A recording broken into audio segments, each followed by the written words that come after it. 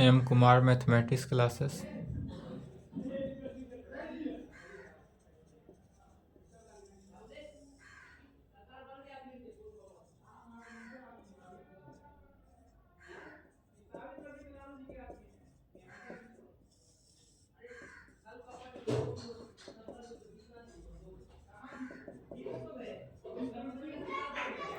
BSc part third session 21 से 24।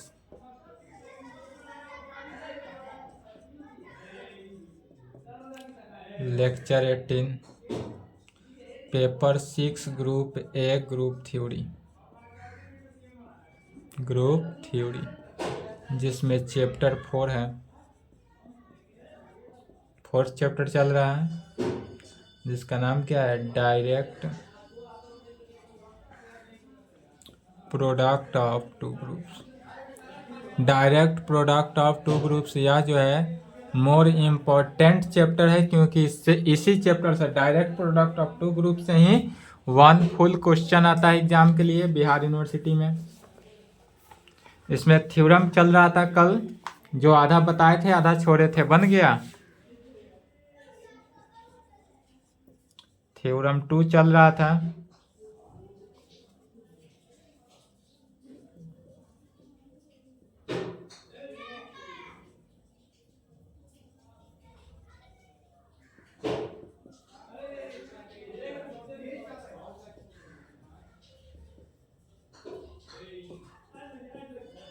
ये लिखना नहीं है, थ्योरम लिखा हुआ है पिछले क्लास में, इसको नहीं लिखेंगे।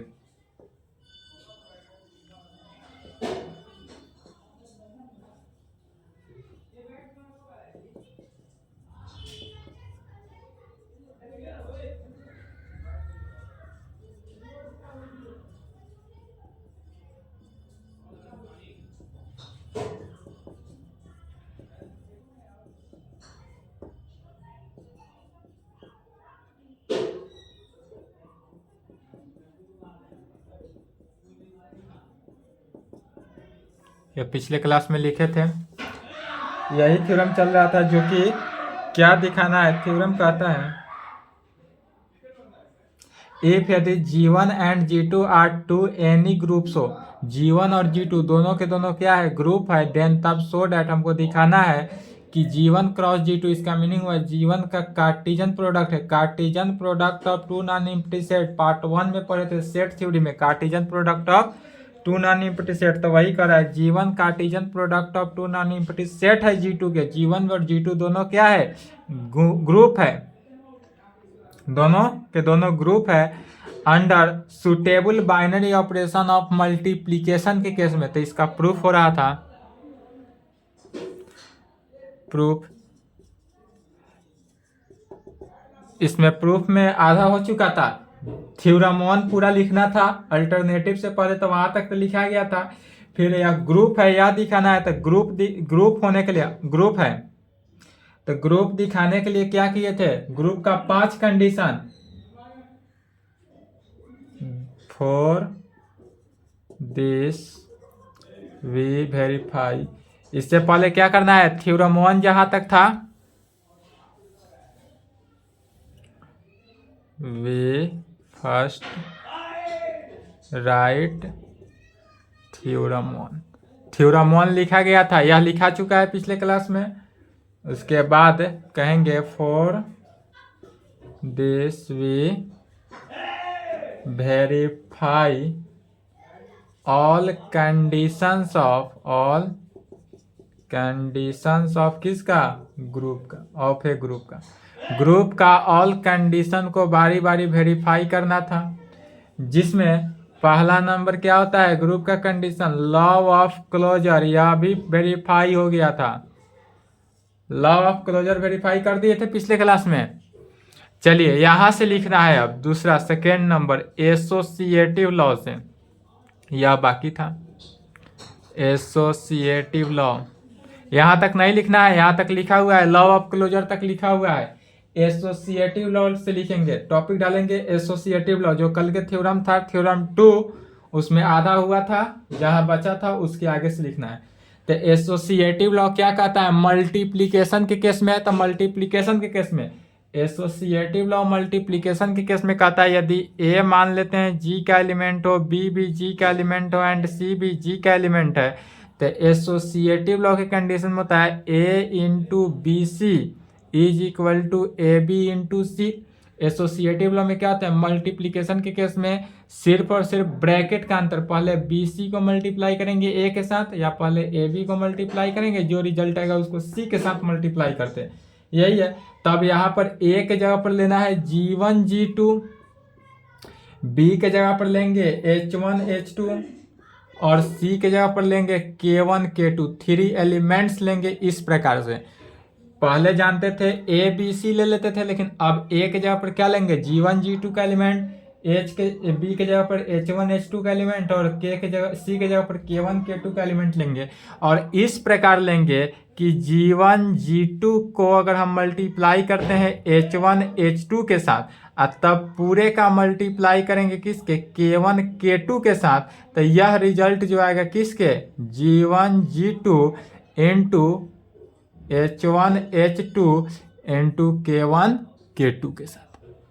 यही रिजल्ट को वेरीफाई करना है। तो चलिए पहले G1 G2 H1 H2 and K1 K2 को एलिमेंट लेते हैं किसके, कार्टेशियन प्रोडक्ट के फॉर्म में। यह सब के सब G के फॉर्म में था A B C, लेकिन G1 G2 जब दो एलिमेंट लिए तो यह Cartesian product of two non empty set के फॉर्म में हुआ। तो जब कार्टेशियन प्रोडक्ट लेंगे तो कैसा लेंगे, फॉर ऑल G1 G2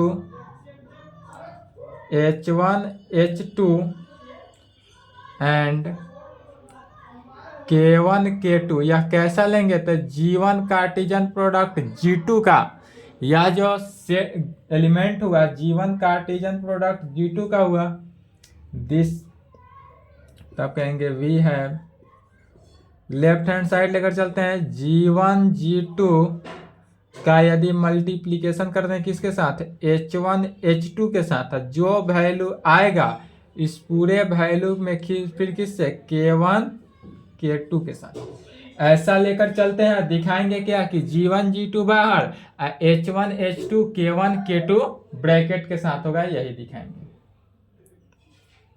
तो इसमें कल जो पढ़ाए थे उसमें इक्वेशन, कल के इक्वेशन 1 में देखना, इक्वेशन 1 में इस प्रकार के रहा होगा, यदि G1 G2 एलिमेंट लिए थे इंटू H1 H2 का एलिमेंट लिए थे, तो यह हुआ था किसके, G1 H1 G2 H2 के इक्वल, इक्वेशन 1 था, यह था, देखेंगे नोटबुक में मिल जाएगा। तो इक्वेशन 1 को यूज करेंगे, यहाँ पे इक्वेशन 1 को यूज किया, पहले इस मिडिल ब्रैकेट के अंदर वाले टर्म को सॉल्व करते हैं। G1 G2 into H1 H2 को सॉल्व किए तो इक्वेशन 1 से क्या होगा, G1 H1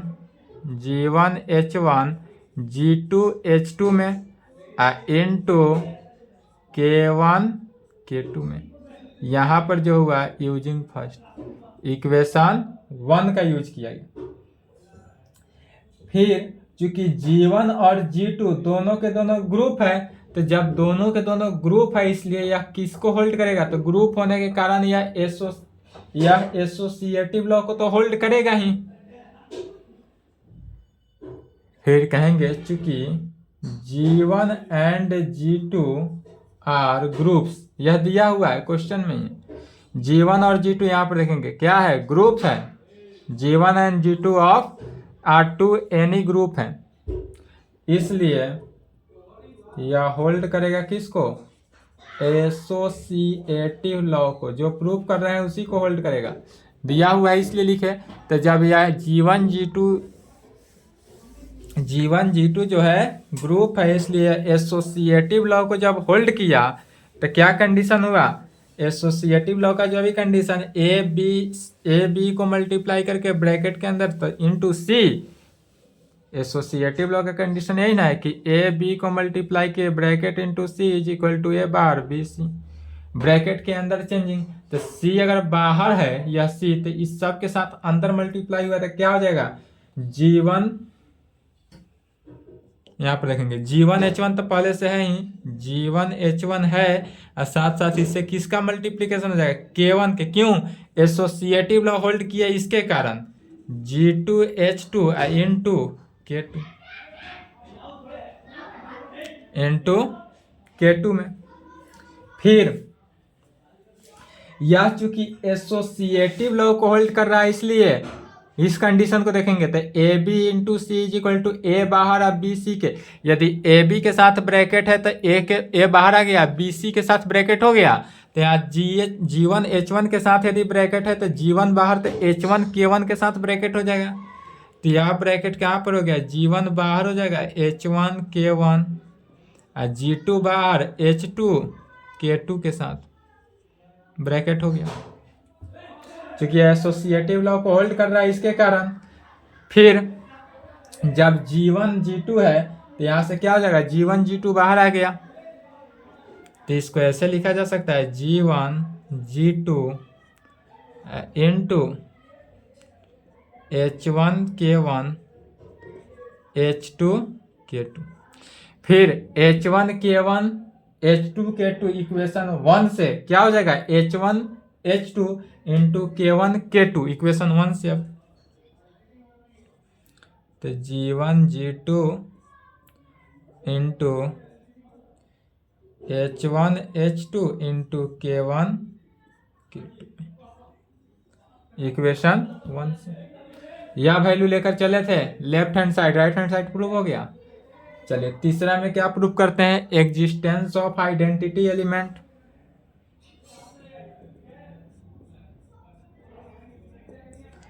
existence of identity element.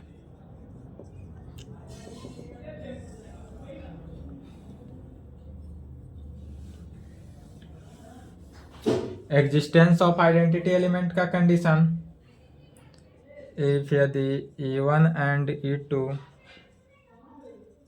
Are identity element of किसका, ग्रुप्स का, ऑफ ग्रुप्स किसका, G1 एंड G। तो कहेंगे इफ यदि E1 and E2 are identity element of G1 and G2, E1 जो है वह किसका, G1 का एलिमेंट हुआ, E1 G1 का एलिमेंट, और E2 G2 का एलिमेंट, और E1 E2 दोनों के दोनों क्या है, आइडेंटिटी एलिमेंट है, आइडेंटिटी एलिमेंट दैट इज 1 है। तो जब इस कंडीशन में हुआ, इसका मीनिंग क्या हुआ, G1 एंड G2 का हुआ, देन तब E1 E2 जो हुआ वह Cartesian product of G1 G2 का एलिमेंट। E1 E2 जो है, E1 E2 Cartesian product of किसका, G1 G2 का एलिमेंट, और यह is the identity element of किसका, Cartesian product of G1 and G2 का, is the identity element of Cartesian product of G1 G2 का, और सच डेट इस प्रकार से यह कार्टिजन प्रोडक्ट होगा कैसा, कि G1 G2 को E1 E2 के साथ मल्टीप्लाई करेंगे तो वह क्या होगा, G1 G2 के ही इक्वल होगा, G1 G2 के ही इक्वल आना चाहिए। तो ऐसा होगा सच date G1 G2 into E1 E2, G1 G2 को E1 E2 के साथ मल्टीप्लाई किए तो क्या हो गया, G1 E1, और G2 E2 में आएगा G1 E1 है, G2 E2। फिर किसी भी केस में आइडेंटिटी एलिमेंट से मल्टीप्लाई करने पर वही हुआ, तो क्या हो जाएगा, G1 G2 में। और यह कहाँ पे हुआ, तो फॉर ऑल G1 G2 किसका एलिमेंट है, G1 Cartesian product of G2 का। चौथा last condition, existence of inverse element. अब दिखाना क्या है, existence of inverse element. Inverse element का condition,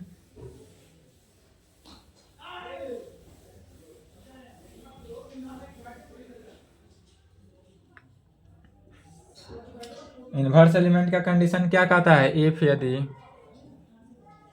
G1 inverse and G2 inverse, दो इनवर्स लेकर चलते हैं, if यदि G1 inverse and G2 inverse are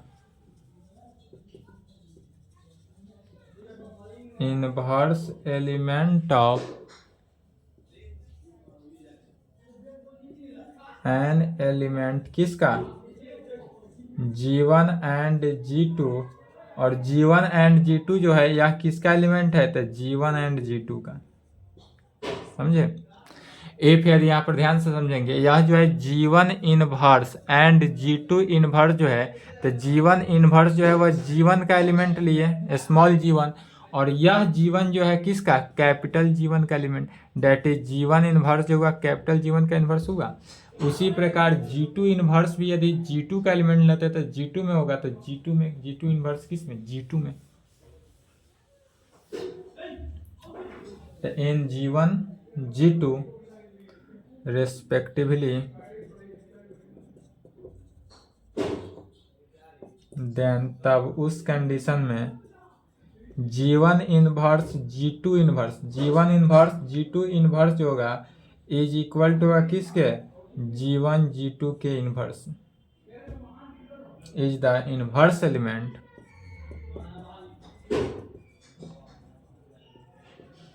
is the inverse element of an element G1 G2 in किसमें G1 कार्टेशियन प्रोडक्ट G2 में और such that इस प्रकार से होगा कि G1 G2 into G1 G2 का इन्वर्स लेकर चलते हैं तो यह किस में G1 G2 into G1 G2 का इन्वर्स जो है यहाँ से देखेंगे तो G1 G2 का इन्वर्स को क्या लिख सकते हैं G1 इन्वर्स G2 इन्वर्स तो यह हो गया G1 इन्वर्स G2 इन्वर्स।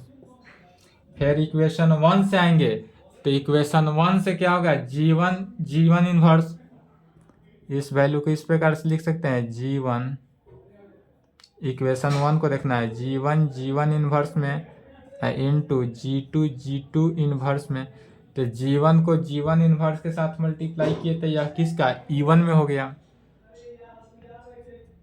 तो यह E1 और G2 इन्वर्स क्या हो गया E2 तो लेकर चले थे G1 G2 into G1 G2 inverse निकल गया क्या E1 E2 अर्थात यह ऑल कंडीशन को सेटिस्फाई किया।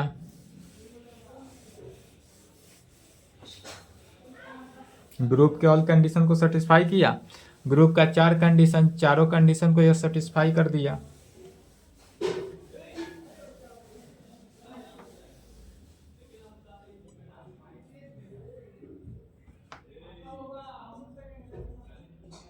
दस कहा जा सकता है कि G1 G2 सेटिस्फाई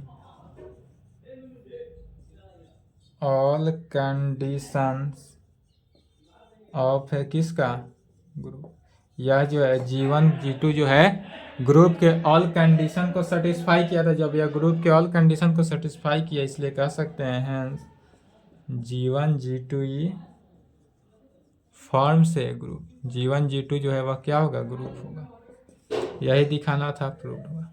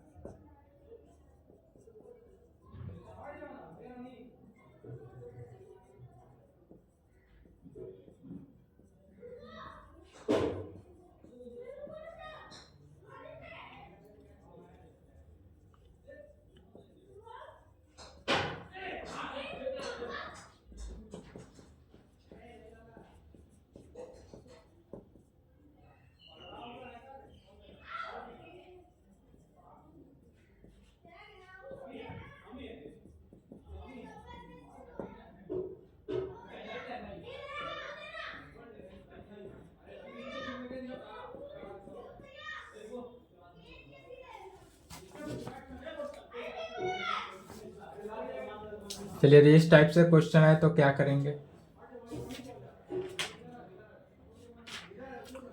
यहाँ पर दे रहा है let E1 and E2 be the identity elements. हमारे पास E1 और E2 क्या है, आइडेंटिटी एलिमेंट है ऑफ टू ग्रुप्स का, और यह E1 E2 जो है टू ग्रुप का किसका, G1 G2 का एलिमेंट है। मैंने E1 जो हुआ वह G1 का एलिमेंट होगा और E2 जो होगा वह किसका, G2 का एलिमेंट होगा रेस्पेक्टिवली। और इस प्रकार तब दिखाना है then so that G1 Cartesian product of set of E2 के साथ। यहाँ पर ध्यान समझेंगे, यहाँ पर दिखाएंगे क्या कि G1 Cartesian product of set of E2 जो है वह सब एंड E1 कार्टिजन और set of E1 Cartesian product of G2 are normal subgroup of G1 Cartesian product of G2 isomorphic to G1 and G2 में। तो isomorphic दिखाने के लिए सबसे पहले क्या दिखाते हैं, नॉर्मल सब ग्रुप। नॉर्मल सब ग्रुप दिखाने के लिए क्या दिखाएंगे, पहले सब ग्रुप दिखाएंगे। तो दो कंडीशन में है, पहले G1 Cartesian product of set of E2 के साथ एक कंडीशन यह दिखा देंगे, दूसरा set of E1 Cartesian product of G2 के साथ क्या करेंगे, सिमिलरली लिख देंगे। तो पहला कंडीशन पहले क्या करेंगे, ग्रुप सब ग्रुप दिखाएंगे। जब सब ग्रुप होगा तब नॉर्मल सब ग्रुप दिखाएंगे, जब नॉर्मल सब ग्रुप होगा तब दिखाएंगे G1 Cartesian product of set of E2 जो है वह आइसोमॉर्फिक टू किसका, G1 के।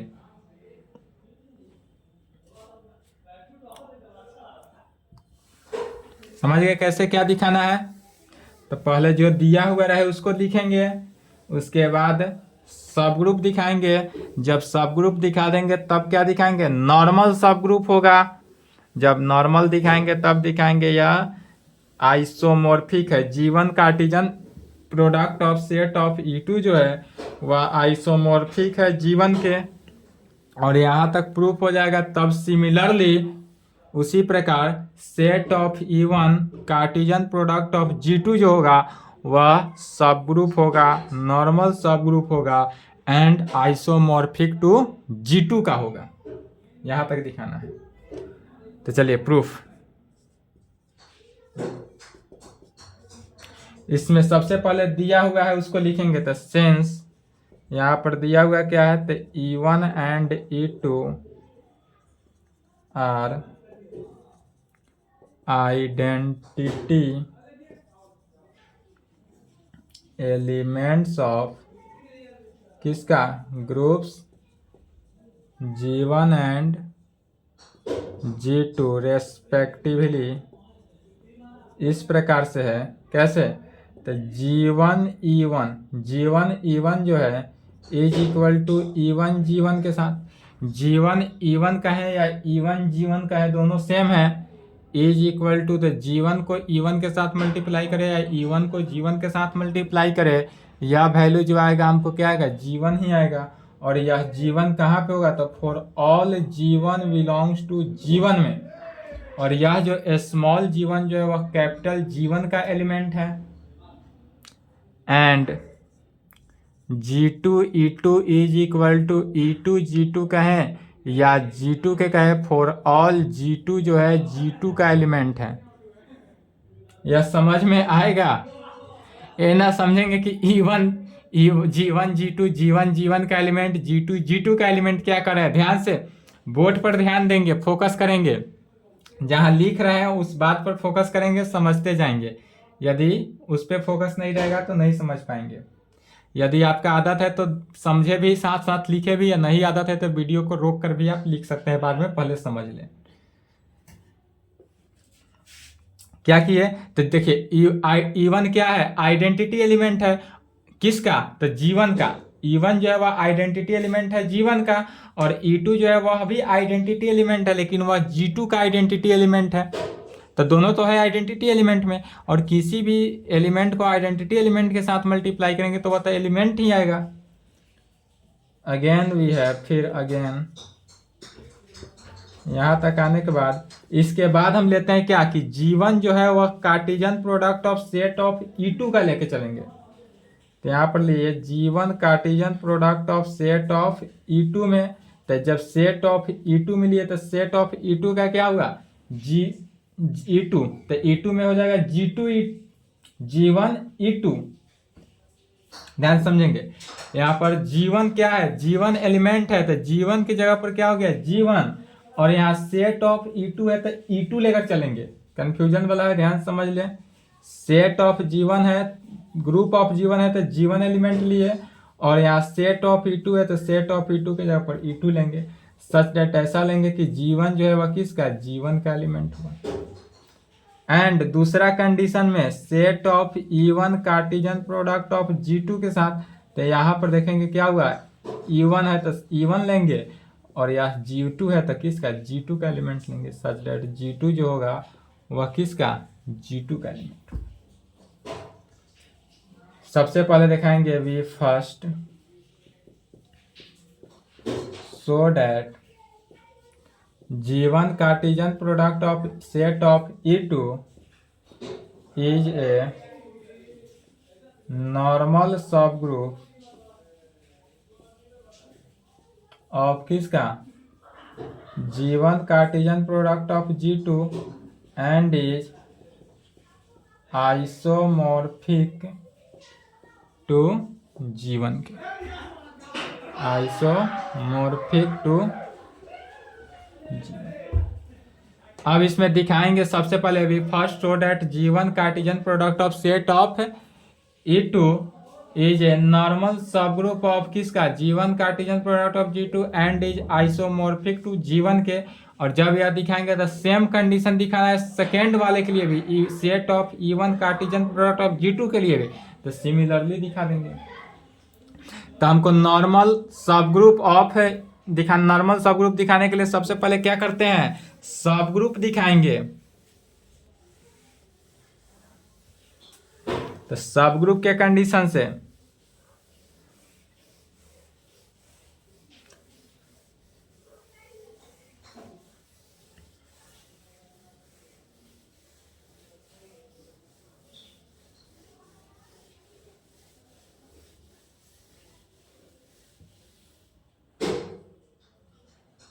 पहले दिखाएंगे G1 Cartesian product of set of E2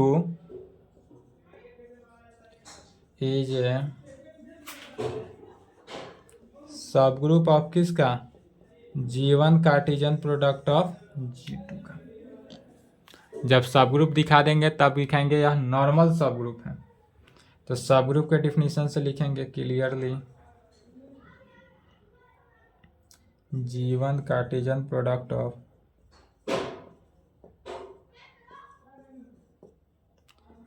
non empty subset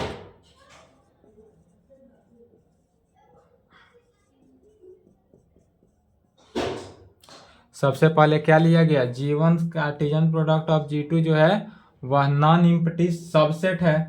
तब दिखाएंगे in order to show that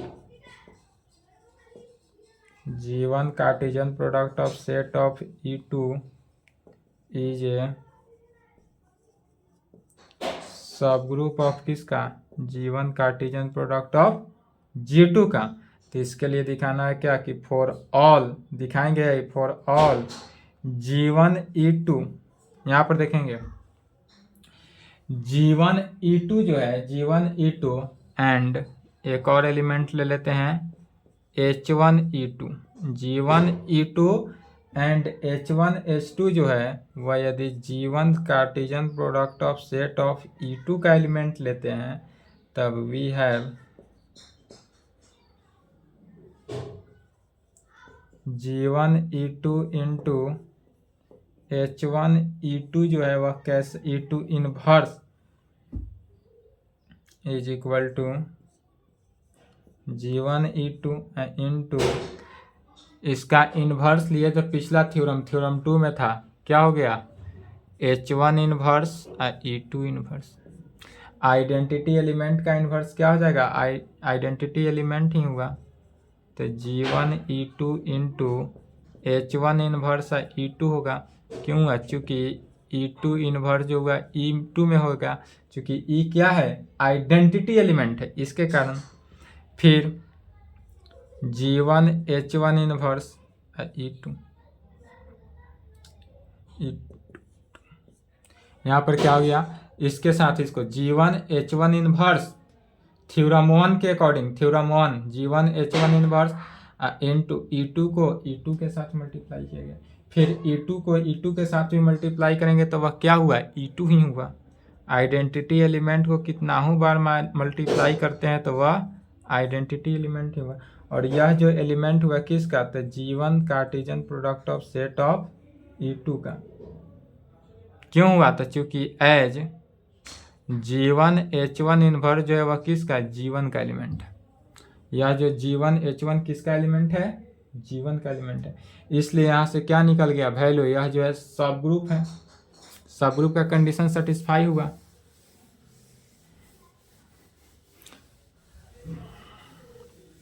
equation 1 जो माने है उसका यूज है, याद रखेंगे।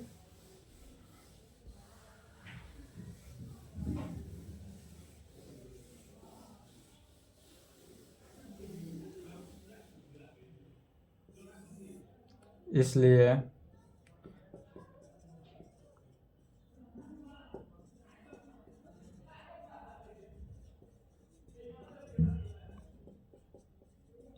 एक कंडीशन प्रूफ हुआ। अब ये दिखाएंगे क्या, नॉर्मल सब ग्रुप।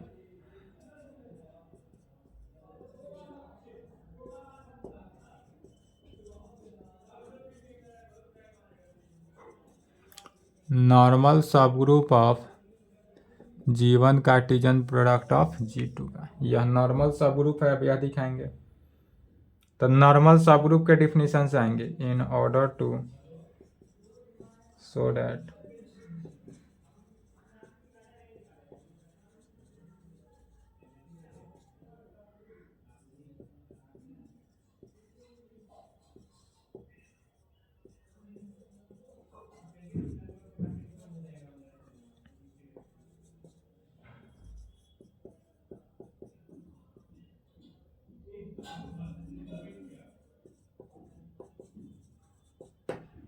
इसके लिए क्या दिखाते हैं, तो फॉर ऑल यदि x1 x2 G1 Cartesian product of G2 का एलिमेंट हो एंड G1 E2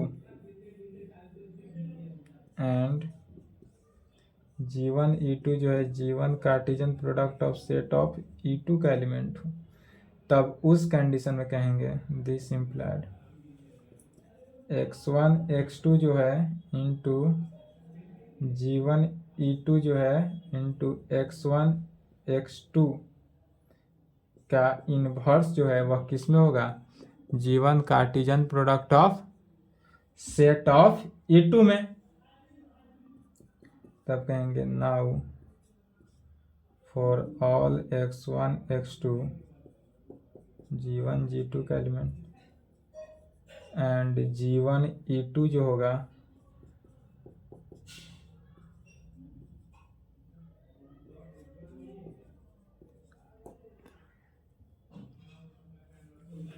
समझ में आया। देखिए यह कैसे लिखे, समझना है पहले।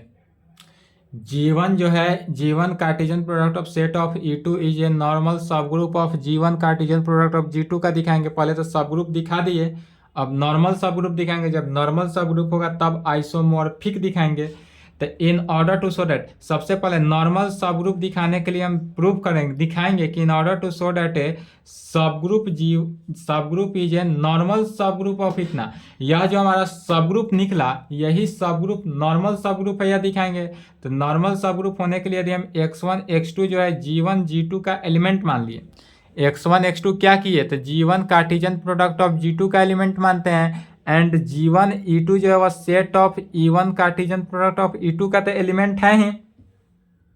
यह जो कंडीशन है तो यह कंडीशन तो पहले है ही, इस साइड बोर्ड पे लिखे थे, कॉपी में देखेंगे मिल जाएगा। तब कहेंगे अब x1 x2 इनटू बीच वाले टर्म इनटू यह फर्स्ट वाला क्या था, सब ग्रुप, नॉर्मल सब ग्रुप का डिफिनीशन, यदि x जो है वह G का एलिमेंट हो एंड H जो है वह किसका, H का एलिमेंट हो, यही था। यहाँ पर देखेंगे x जो है यदि G का एलिमेंट एंड H जो है वह कैपिटल H का एलिमेंट हो, तब this implied x H x inverse जो है वह किसका, एच का एलिमेंट होना चाहिए। तो हमको यही दिखाना है, इसी को लिखा गया। यह एक्स जी का एलिमेंट है, अर्थात x1 x2 जो है G1 G2 का एलिमेंट है, और एच जो है एच का एलिमेंट माने G1 E2 जो है वह G1 कार्टेशियन प्रोडक्ट ऑफ इसका एलिमेंट है। तब दिखाएंगे x into H X inverse, that is यह x1 x2 इंटू एच की जगह पर E1 E2 into x1 x2 का इनवर्स जो होगा वह एच का एलिमेंट होगा, that is G1 Cartesian product of G2 का एलिमेंट होगा। यही दिखाना है। तो इसके लिए हम लेकर चलेंगे क्या, लेफ्ट हैंड साइड। तो लेफ्ट हैंड साइड लेकर चलेंगे, राइट हैंड साइड प्रूव कर देंगे। लेकर चले एक्स जी का एलिमेंट और एच एच का एलिमेंट, माने x1 x2 जो है G1 G2 का एलिमेंट एंड E1 E2 जो है वह G1 Cartesian product of set of E2 का एलिमेंट है। तब इसे हम दिखा देंगे क्या कि x1 x2 E1 E2 into x1 x2 inverse जो होगा G1 G2 का एलिमेंट है। तो यह जब दिखा दिए तो यह क्या हो गया, नॉर्मल सब ग्रुप हो गया। यही दिखाना है, समझ में आया। चलिए, तो लेफ्ट हैंड साइड लेकर चले, राइट हैंड साइड दिखाना है नॉर्मल सब ग्रुप के डिफिनीशन से।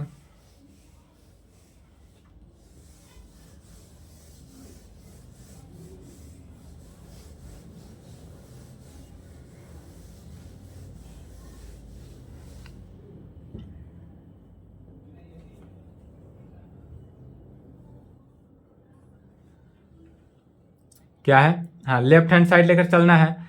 तो लेफ्ट हैंड साइड में क्या है, x1 x2 into G1 E2 G1 E2 into x1 x2 का होल इनवर्स, यही है लेफ्ट हैंड साइड। अब इसको लेकर चलते हैं, दिखाएंगे क्या, G1 E2 का एलिमेंट, सेट ऑफ E2 का एलिमेंट है।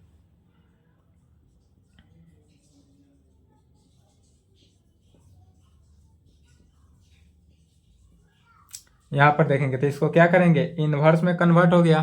तो x1 inverse x2 inverse, x1 inverse में x2 इनवर्स में। फिर थ्योरम 1 के कंडीशन से, थ्योरम 1 के कंडीशन में सभी को मल्टीप्लाई करेंगे तो क्या हो गया, x1 G1 x1 इनवर्स और दूसरा x2 E2 x2 inverse, x2 inverse. फिर x1 G1 x1 इनवर्स और x2 E2 x2 इनवर्स तो समझ में आ गया। फिर चूंकि x2 E2 जो है वह किसके, x2 के इक्वल होता है, इसलिए x1 G1 x1 इनवर्स तो रहा, x2 E2 जो है, x2 E2 का वैल्यू कितना हो गया, x2 इंटू x2 इनवर्स, चूंकि x2 E2 is equal to x2। कैसे, तो E2 जो है, E2 क्या है, आइडेंटिटी एलिमेंट है। तो किसी भी आइडेंटिटी एलिमेंट से मल्टीप्लाई, E का वैल्यू तो 1 हुआ, तो 1 में x2 से मल्टीप्लाई किए तो x2 ही रहा। तो x2, फिर x2 इनवर्स हुआ तो क्या हो जाएगा, E हो गया, x1 G1 x1 इनवर्स, और यह वैल्यू क्या हो गया, E। क्यों, चूंकि x2 इनवर्स जो है E के इक्वल हो जाएगा। तो E2 है तो E2 हो जाएगा, E1 E2 लेकर चल रहे हैं तो E2 में लिखेंगे। अब यह जो हुआ x1 G1 x1 inverse E2 किसका एलिमेंट हुआ, तो यह जो हुआ, यह x1 G1 x1 इनवर्स तो किसका, G1 का एलिमेंट हुआ, G1 का। ये किसका हुआ, तो सेट ऑफ E2 है ही, तो सेट ऑफ E2 है। यही दिखाना था, G1 into set of E2 आ गया। क्यों, चूंकि x1 G1 x1 इनवर्स जो है किसका, G1 का एलिमेंट है, इसलिए हम यहाँ से क्या पाए, G1 into set of E2 is a normal subgroup of G1 G2। यह नॉर्मल सब ग्रुप हो गया। नॉर्मल सब ग्रुप भी यहाँ पर डिफाइंड हो गया। अब दिखाएंगे क्या, G1 E2 जो है वह आइसोमॉर्फिक टू किसका, G1 के। तो आइसोमॉर्फिक के लिए क्या करते हैं, मैपिंग लेके चलते हैं, और उस मैपिंग से 3 कंडीशन, 1 1 मैपिंग ऑनटू मैपिंग, और तीसरा प्रिजर्व द कंपोजिशन होना चाहिए। तीन कंडीशन, तीनों कंडीशन को प्रूफ कर देंगे। यदि तीनों कंडीशन सेटिस्फाई हो गया तो वहां पर थ्योरम क्या हो गया, कंप्लीट हो जाएगा।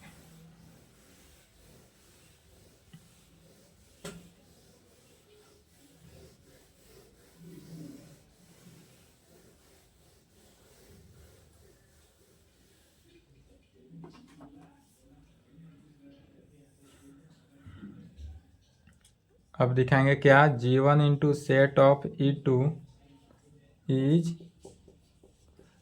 आइसोमॉर्फिक टू किसके, G1। यह जो है आइसोमॉर्फिक टू G1 है, यह दिखाना है। तो इसके लिए वी कंसीडर ए मैपिंग, इसको मैपिंग के सहारा दिखाते हैं। तो मान लेते हैं एक mapping, we consider a mapping, हमारे पास क्या मैपिंग है, तो फाई मैपिंग लेते हैं इस प्रकार से, G1 जो कि G1 into set of E2 में जो डिफाइंड होगा कहाँ पे, फाई G1 यदि होगा मैपिंग तो यह डिफाइंड होगा G1 E2, और यह इस प्रकार होगा फॉर ऑल G1 किसका, G1 का एलिमेंट। फॉर ऑल कंडीशन पे G1 जो है वो G1 का एलिमेंट। तब इसमें तीन कंडीशन, पहला फाई जो होना चाहिए 1 1। चलिए 1 1 सबका डिफिनीशन लिखते चले जाना है, इसमें समझने वाला कुछ नहीं है। अगर ये समझना पड़ रहा है तो 11th 12th पढ़ें। सच दैट इस प्रकार से है कि फाई G1 लेकर चलते हैं और फाई H1 की इक्वल हो, date is phi G1 definition से क्या हुआ, G1 E2 is equal to H1 E2 में, कहाँ से, तो by definition of phi, by definition of phi, यह जो हुआ फाई के डिफिनीशन से हुआ। तो यहाँ से G1 जो हुआ H1 की इक्वल हुआ, E2 के इक्वल, G1 H1 की इक्वल। जब G1 H1 की इक्वल हो गया इसलिए क्या कहेंगे, तो फाई इज 1 1 मैपिंग। चलिए फाई 1 1 मैपिंग हो गया। सेकेंड, फाई जो है ऑनटू मैपिंग होना चाहिए।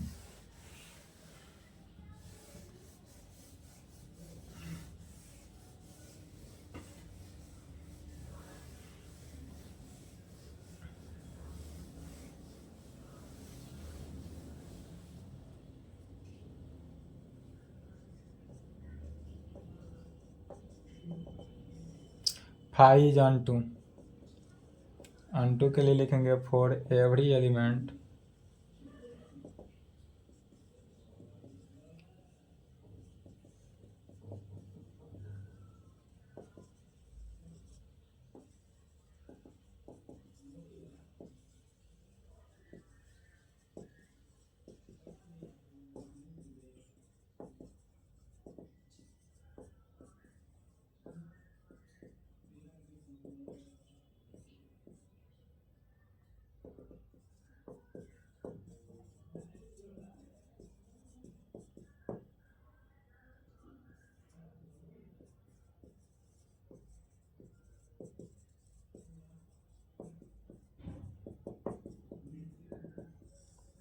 फाई क्या होना चाहिए, preserve the composition.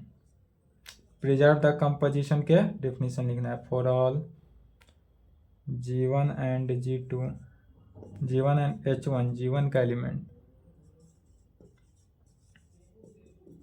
Bye definition of phi. Phi के डिफिनीशन से क्या हो गया, phi G1 is equal to, phi G1 is equal to G1 E2। फाई का डिफिनीशन यही, phi G1 is equal to G1 E2, कहाँ पे, तो for all,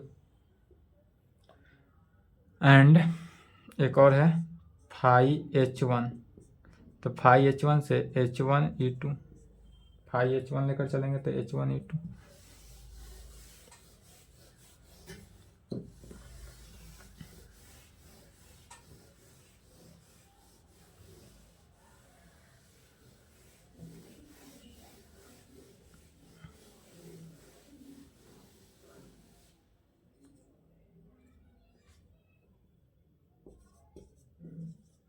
Also for all यदि जीवन का एलिमेंट हो एंड H1 जीवन का एलिमेंट, जीवन भी जीवन का एलिमेंट है और H1 भी H1 का एलिमेंट है। इसका मीनिंग क्या हुआ? जीवन H1 भी जीवन का ही एलिमेंट होगा। जीवन H1 भी क्या होगा? जीवन का एलिमेंट होगा। तो जब जीवन का एलिमेंट होगा, इसलिए बाय डिफिनीशन ऑफ फाई के डिफिनीशन से क्या कह सकते हैं? फाई जीवन H1 जो होगा यह जीवन H1 इंटू E2 में होगा। फिर जीवन, इसको अलग अलग लिख सकते हैं, G1 E2 into H1 E2। फिर यहाँ से फाई की डिफिनीशन से G1 E2 को क्या लिखेंगे? Phi G1। तो यह हो गया phi G1 into phi G2। कहाँ से लिखा गया? इसको मान भी सकते हैं, इक्वेशन 1 होगा, 2 ले लेंगे इसको, यूजिंग 2 का यूज किया गया। अर्थात लेकर क्या चले थे? फाई G1 H1 लेकर चले थे, निकला किस में? Phi G1 into phi G2 में,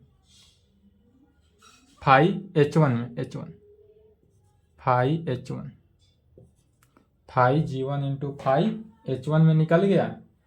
इसलिए फाई प्रिजर्व द कंपोजिशन, इसलिए हमारे पास फाई भी क्या हो गया? Preserve the composition. हेंस इसलिए कहेंगे फाई का मैपिंग जो हुआ, G1 कैसा मैपिंग लिए थे? G1 set of E2 is isomorphism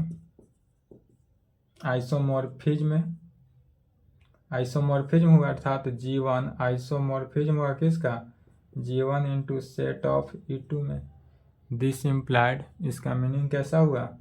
G1 into set of E2 isomorphic हो गया किसका? G1 का।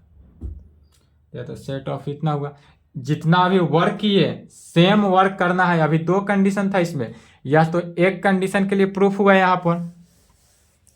अब जितना वर्क किया गया है सेम कंडीशन किसके लिए? तो set of E1 into set of E1 Cartesian product of G2 के लिए। तो इतना वर्क करने की आवश्यकता नहीं है, एग्जाम में पता चलेगा एक ही थ्योरम में पूरा टाइम खत्म हो गया। तो उस कंडीशन के लिए लिखा जाएगा इस प्रकार से, similarly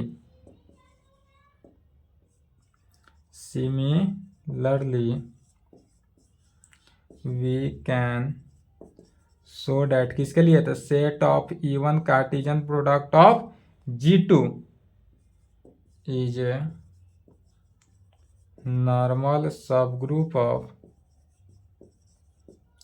G1 Cartesian product of G2 and is isomorphic to किसके? G2 के, और हेंस प्रूव्ड। ठीक है, इतना वर्क करने की जरूरत नहीं है, यहाँ तक तो वर्क करना ही है। फर्स्ट के लिए G1 आइसोमॉर्फिक हुआ सेट ऑफ इसके लिए, इंटू इतना आइसोमॉर्फिक हुआ, यह दिखा दिए, और दूसरा में सिमिलरली लिख देंगे। नहीं तो अगर दिखाने की इच्छा होगा तो पूरा फिर जितना अभी लिखा गया है थ्योरम 3 जितना चला है पूरा थ्योरम 3 पुनः लिखना होगा। तो उतना ना लिखकर इतना ही लिख सकते हैं। सिर्फ और सिर्फ चेंज क्या करेंगे? तो जहाँ G1 सेट ऑफ E2 लेकर चले थे अभी, अब लेकर चलेंगे सेट ऑफ E1 G2, थोड़ा सा चेंज। ठीक है, तो सिमिलरली दिखा देंगे। यहाँ तक कंप्लीट करें, इसके आगे नेक्स्ट क्लास।